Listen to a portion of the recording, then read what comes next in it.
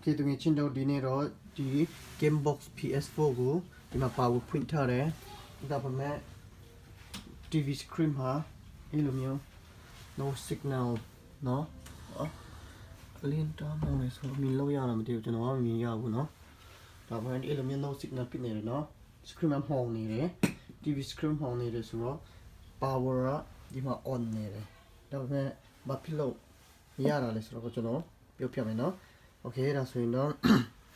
ဒီ power bar လေးကိုPS4 ရဲ့ power ကိုပြန်နှိပ်ပါတစ်ခါအိုးပြီเนาะ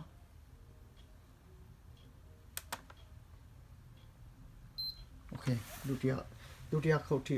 လောက်ခိုင်းပါပထမအိုးရင်ပြင်ဒုတိယပြီးတော့ဆောင်းထားเนาะโอเคဒီမှာ power on လာပါပြီပထမအဲ့လို hold ပြီးရင် power bar ကိုအဲ့လို hold ပြီးရင်ပြင်ဒုတိယ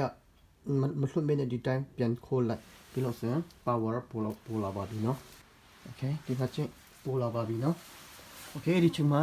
USB ကိုယူပြီးတော့အဲ့လိုမျိုး USB ကိုယူပြီးတော့ power control ကိုဒီမှာနှိပ်ထားပါဒီမှာသူစပြတဲ့အတိုင်းเนาะပြီးလို့ဆိုရင် control ဟာမိမိရဲ့ control မှာတိတ်ထားပါเนาะဒီမှာလေ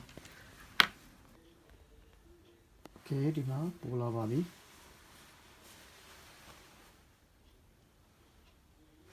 နော်ဘာလို့ရမလဲဆိုတော့ select the video output solution မိမိကြတဲ့ဥစ္စာရွေးလို့ရတယ်နော်โอเคဒီလိုမျိုးပို့လာလို့ဆိုရင်ဒီမှာ control ရဲ့ဒီနေရာကိုပြင်မှာဒါ video ရဲ့ဒီမှာနော်ပို့စာကိုနဲ့ဒီမှာကြည့် video ရဲ့ quality video quality ဆိုတော့1000 လောက်ထားမယ်နော်ပြီးလို့ဆိုရင် x နဲ့ပြပါ x နဲ့ပြင်လို့ပါပြီโอเคဒီမှာကြည့် PS4